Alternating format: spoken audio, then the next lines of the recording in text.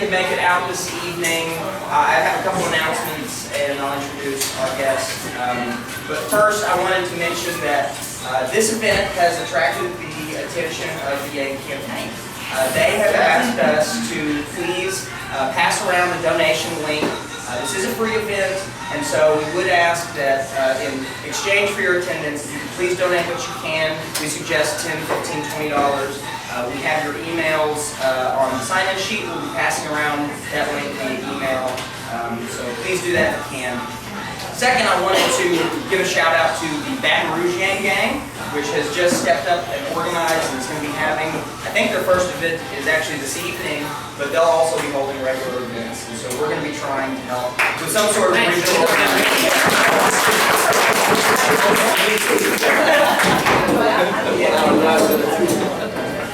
So, we're going to have a couple events coming up next month. First, I should say we have no dates. They're to be determined, and we will be disseminating those as soon as we've got that figured out.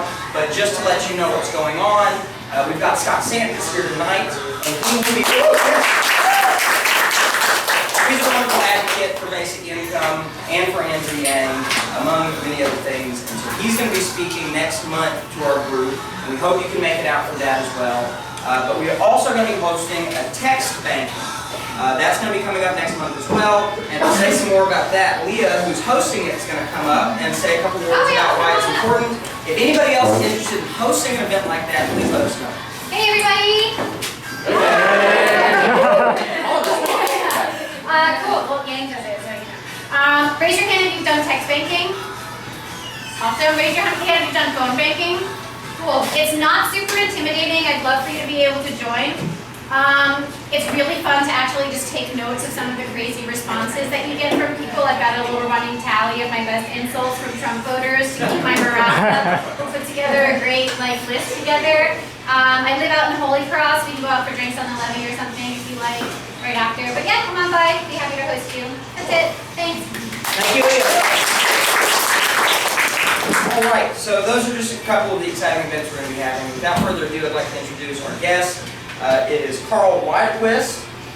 Widerquist is best known as an advocate of basic income, but he's also an interdisciplinary academic writer who has published in journals in fields as diverse as politics, economics, philosophy, and anthropology. He's published many, many things that you should check out when you have the chance. A lot of those resources are up on the Basic Income Earth Network for free. And so without further ado, Mr. Karl Widerquist.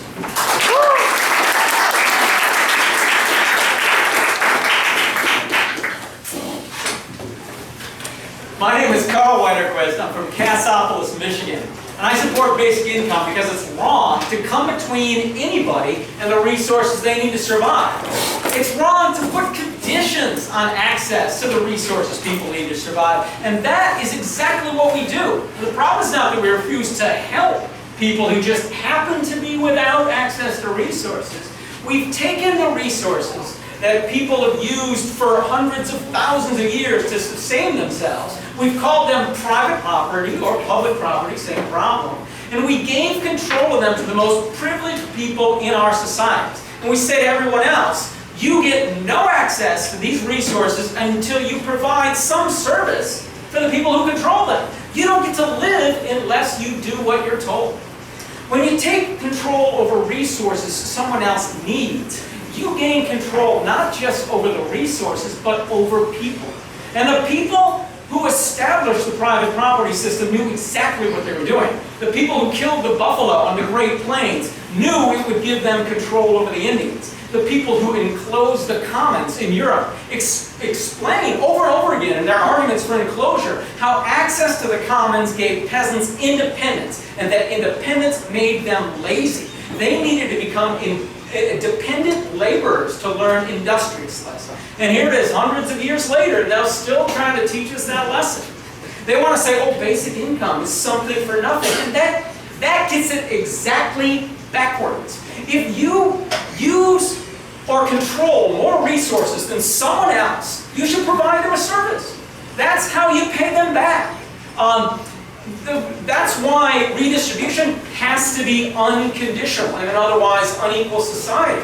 It's the only way that the people who have more can justify it by doing something for those who have less. So I envision a society of basic income system where you pay for the resources you use and you get paid for the resources that everybody else uses. If you receive more than you pay, that means you're using less than everybody else did. All right, you should be consuming some services because of that. The system we have now is the system that's something for nothing. The people who control the earth, the people who most pollute the earth, the people who use up the resources of the earth at the fastest rate are paying nothing to the rest of us for that privilege. They paid the previous owners, but they didn't pay the people who have no property. Instead, the people who own stuff demand that the vast majority of the rest of us prove our worth to them before we get the right to keep living by accessing resources. And this rule makes us profoundly unfree, because freedom is independence. Freedom is the power to say no. We think we're free because we have the power to say no to one employer, and that beats the hell out of being a chattel slave. But a choice of masters is not freedom. Freedom is the absence of all masters. You're not fully free until you have the power to say no to anyone who would want to give you orders. And the freed slaves knew this at the end of the Civil War, and that's why they demanded 40 acres and a mule. And that's their masters knew it too. That's why they didn't get the 40 acres and a mule. There's nothing wrong with jobs. Now, people can be, when I say this, people often think, oh, well, you think jobs are unfreedom. There's nothing wrong. Jobs are great. If you want to provide a service for somebody else, they want you to do it for them, that's great. But the problem is only if you do it because you want them, that's fine. If you do it because you get a positive reward for taking a job, that's fine. But if you do it because someone has forced you into the position where you have no other reasonable choice, that's not okay. It's not okay to take a job because you've been put under threat. And a threat is exactly what our society is based on. Our society uses poverty, economic destitution, and homelessness as a threat to get the poor, the weak, the vulnerable to provide services to the wealthy and the privileged at whatever wages the wealthy and privileged are willing to pay. People who oppose unconditional programs like basic income want poverty to exist. Because you can't have real conditions. You can't have a conditional welfare system if you don't have real punishment for the people who fail to live up to those conditions. Conditional programs need a certain amount of poverty and homelessness to exist to provide the punishment to spur the rest of us to keep meeting whatever conditions they set. We do not need, and we should not maintain, this threat-based economy. The system isn't going to just fall apart because we stop holding the threat of homelessness over the heads of the workers of the world. And that's just cruel. Of course, it's not only cruel, it's also self-serving. Everyone has their price. All we have to do is pay good wages, and people will work. If you want somebody to work for you, you ought to pay them enough so they want to work for you, instead of grabbing all the resources so they have to do what you tell them. A common argument is that people won't work if they get free money. But what they really mean is, when they say that argument, is that people won't work for such low wages in such poor working conditions if you give them free money, and they shouldn't. We maintain a threat-based economy to get the bad jobs done on the cheap. And we ought to be ashamed of ourselves for doing that. But yet, for most of us, this self-serving policy is ultimately self-defeating. We've so convinced ourselves that it's right and just and good for the privileged to people of the world to threaten the less privileged with economic destitution if they don't do what we're told, that we barely notice the way we put just about everybody, way up into the middle class, into the position where we all have to do what the wealthy tell us to do. We work indirectly or directly for people who own property. The less property somebody has, the less they can pay you to do something. The extent to which they're working for the people who own the most properties, the extent to which they can buy whatever it is you're selling. We forget that a basic income is for everybody who has no other choice but to take a job. And that's just about everybody. Just about everybody's in that position. The worst thing you can do for a worker is to put them in a position where they have no other choice but to take a job. It's part of the reason we have a Me Too problem, because women can't leave their jobs. It's part of the reason we have battered wives, because women can't leave their husbands. It's part of the reason most of the working class hasn't gotten a raise in the last 50 years. And that's why it's not just self-serving, but it's self-defeating at the same time. Because we don't take a realistic look at incentives. The incentive problem in this economy today is that employers don't have an incentive to pay good wages. Employers don't have an incentive to share the benefits of economic growth with their workers. They've had less and less of incentive to do so since we began dismantling the welfare state 50 years ago.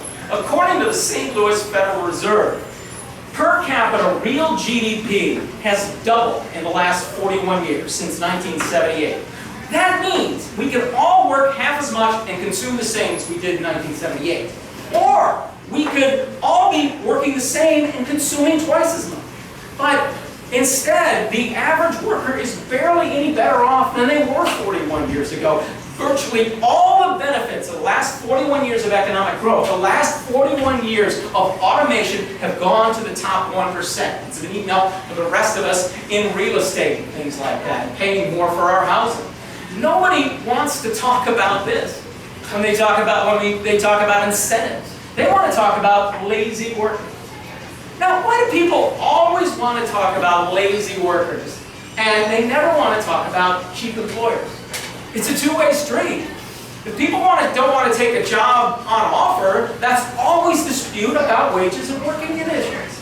But yet we frame that dispute in a way that only the weak and the vulnerable are even eligible for moral judgment. We condemn them.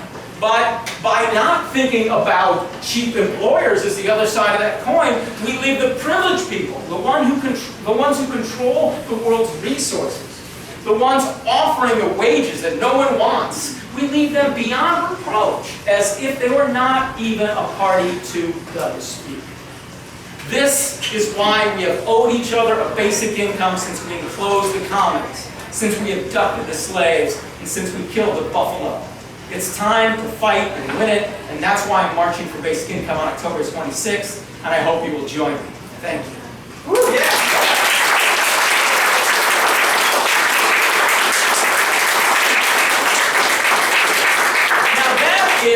That is my, that's my rehearsal. I have 5 to 7 minutes to talk. I'm the first one to talk at the Basic Income March in New York. And I've been given 5 to 7 minutes. I've been a supporter of basic income since February 7th, 1980. So they have 39 years to come up with arguments for basic income. And I've written probably 500,000 pages. No, words. I've written a lot on basic income. I didn't really start writing on it until the last 20 years or so. But anyway, I've been thinking about writing about it. I'm trying to craft those, get the best of there down to like 5 to 7 minutes. And I try to talk about it in a different way than most people are. A speech like that really knocks your libertarian conservatives off of what they're used to talking about.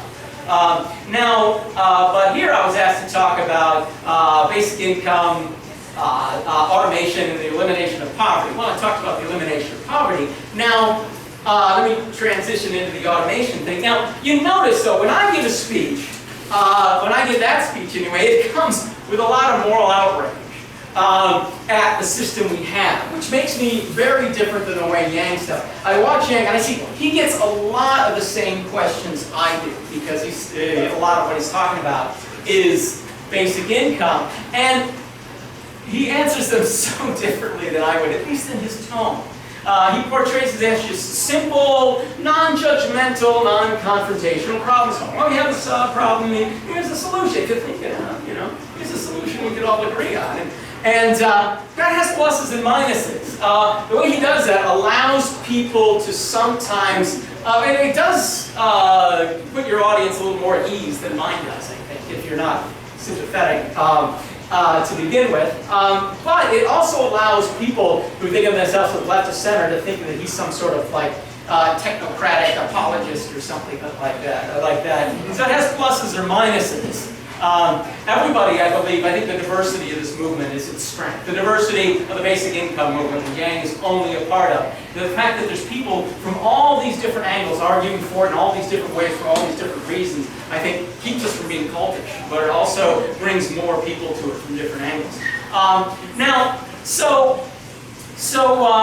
But I do think there is an angle for what Andrew Yang is doing, because and the one thing of mine that he actually quotes is about the least radical thing I've ever said about basic income, which was actually inspired by a 10-year-old child, and that is that the basic income can just be a market economy where income doesn't start at zero. That's not a big radical change. That's all we have to do is just not have it start at zero. All that radical arguments I'm making, the only thing really I'm saying is there's got to be some sort of minimum. There's a physical basis to voluntary trade. You don't take that into account where people start. You can't really even talk about a voluntary exchange economy. But it has radical effects. How will it change the market economy if you give this power to the people individually and collectively to have the power to say no to jobs and working conditions and marriage situations they don't have? So none of that, that's all the difference in tone. None of this fundamentally is different than things Andrew Yang is saying. But one thing that I do say at least differently is when I talk about automation.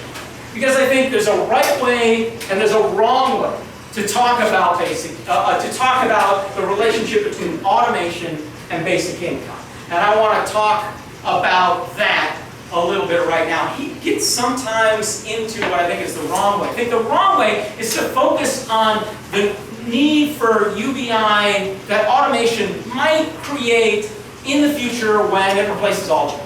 I think that is the wrong way to talk about automation and UBI. I think the right way is to focus on the automation-related reasons why we need basic income right now and why it's long overdue. So the wrong way, and let me tell you why I think the wrong way is wrong. You're saying, okay, someday robots are going to replace all labor or all working class labor. Well, even though this is a realistic possibility, a lot of people will not believe you when you say it's real. So you spend all your time trying to convince them that really this could happen. And you can say stuff like, look, in 1910, more horses had jobs in New York City than at any other time in history. 5,000 years since the domestication of the horse. And automation had always created more jobs for horses. And then one day, by 1920, there was hardly a horse in New York that had a job, except for like Hanson cabs and riot control. That's all they were good for anymore. And out there at Aqueduct at the horse racing. That was it. And a motorcycle will beat them every time, just for the kids. But you got to explain that. Then you got to go explain that, and people still don't believe it. They're like, well, I'm smarter than horses, So it's hard to get people to believe it, even if it is a realistic possibility. But it gives them immediate reason to say, okay, well, someday when that happens, when all the jobs are gone, then we can have your basic income. He gives them that response right away. And another problem with this argument is that this automation, it might not happen as fast as we think it would. It would. It will, and if it doesn't happen as fast as we're saying, it can drive people away. Do you know that in the 1960s, when the guaranteed income movement had a wave of support, some of that was being driven by this same automation argument. Robert Theobald had several books on the triple revolution. It got a lot of important people involved, and it was important to the movement. But it didn't happen the way they said it was going to happen, and that turned people away eventually. Now, another problem with it is that automation, they say drowning doesn't look like drowning. Well, automation doesn't look like automation. It doesn't look like what you think it's going to look like. People think, okay, you automate some jobs and unemployment goes up. You automate some more jobs and unemployment goes up. So we'll know when automation is happening because we'll just have larger and larger unemployment. And that's not what happens. What it does is it increases inequality. It increases uncertainty. It decreases economic mobility. It increases the leverage that employers have over employees, and it creates situations where people have to do things like gig work and contingent labor. And And this kind of stuff is happening now. Automation is a problem right now, and it's been a problem for workers for a long time. Not because there's something wrong with automation. Automation's a good thing. The way we let it affect our lives for those of us who are dependent on labor to survive is wrong. So I believe the right way to talk about automation is to talk about how it disrupts the labor market and how it disrupts people's lives, even if it creates more jobs than it destroys, and as it has been doing for the last 200 or 250 years as we've gone through the industrial revolutions. You know, the Luddite movement they knew this in the 1820s when they went around smashing textile mills. They weren't afraid that there weren't going to be any jobs. They were just angry because they had good, skilled, middle-class jobs, and suddenly they all had to go to the city and beg to become somebody's domestic servants for no pay and room and board, because that's the only thing they were skilled for. That's what automation is doing to people right now. You work your whole life to get this skill. You're 50 years old. You're not that far from employment, and then they say your skills are not needed. And you go back into the lowest wage labor market there is. So that's a negative reason, is that it's causing all these disruptions that harm people for the rest of their lives. Now, and it wasn't just the Luddites in the 1820s. A lot of them went to their cities, and maybe their children, maybe their grandchildren were eventually better off because of automation in the late Victorian era. Wages and working conditions were finally going up after 100 years of decline, and they caught back and probably beat what they were in the 1750s. But several generations of people did not recover. The people who were out there in the Luddite movement, smashing those textiles mills, they never recovered. Many of their children did not recover, and they shouldn't have to suffer like that for their grandchildren, while other people are getting all the benefits right now. Now, what I told you is that I already mentioned about these Federal Reserve Board statistics about how our economy has doubled in the last 50 years, our economic output. A lot of this has to do with automation, and we've all helped. If you've done any work since 1978, you've done something that has helped this economy double in size.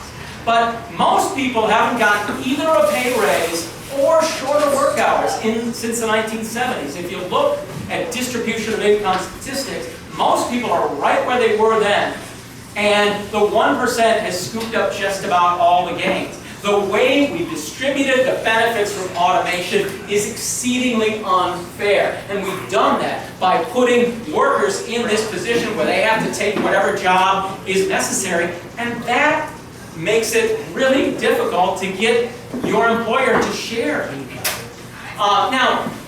So automation means we need UBI, and it means, in fact, that UBI is long overdue. We need it to protect normal people from disruptions caused by automation.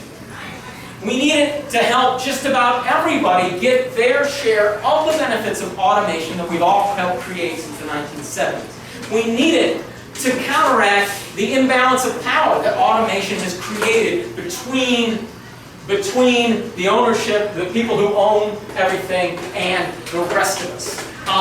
In fact, we've needed UBI because of automation, at least for the last 200 years. It is long overdue. It's not something about the distant future when jobs disappear. It's something we need right here and right now. That is the connection. That is the most important connection between automation and basic income. Thanks a lot.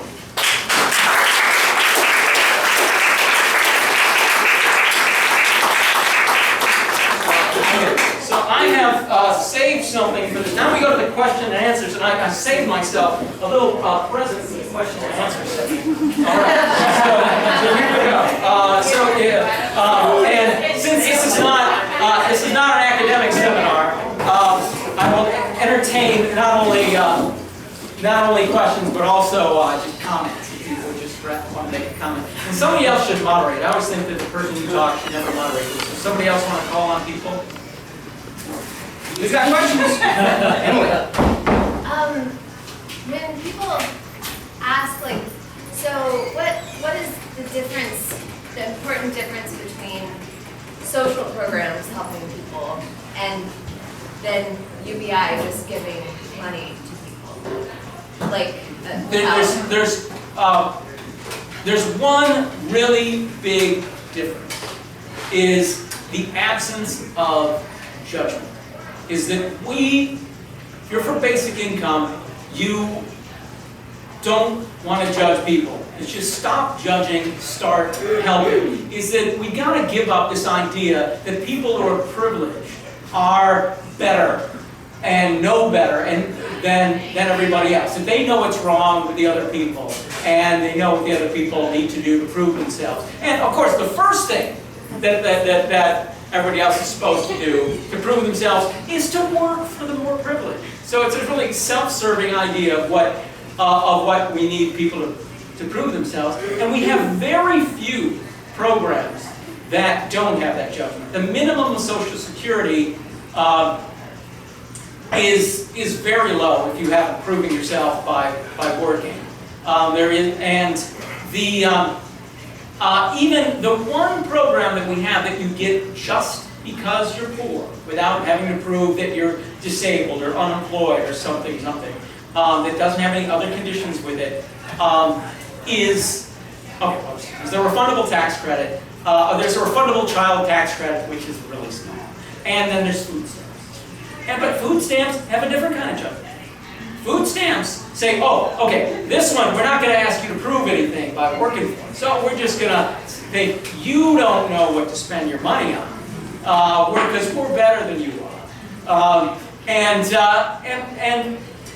there are very few people that don't know what their basic needs are. Believe me, I used to live in the East Village. I knew heroin addicts, okay? The heroin addicts, yeah, they bought their drugs every day. They also, you didn't see them starving to death or not buying their, what is it heroin addicts need other than heroin? The laxatives. They know they need those laxatives as much as they need the heroin, okay? There are very few people who are just starving themselves to death because they are such poor judges of that. And most of the poor are not heroin addicts. Most of the poor are people who are as smart and capable as everybody else and live in an unfair world.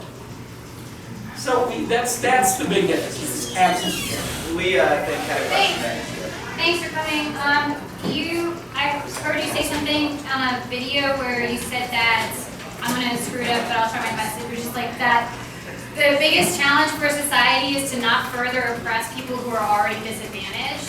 And you mentioned something about totally false social contracts between women and men. Mm-hmm. And I'm just curious what you mean. Well, okay, that is, wow, you're getting deep into my theory. I'm an over-ambitious philosopher who is, I've written a book called Prehistoric Myths in Modern Political Philosophy that argues that the prevailing theory justifying government is full of crap, and the prevailing theory justifying private property is also full of crap. I have another book arguing that they're full of crap, and then two other books. One's some of these are finished and some of them aren't.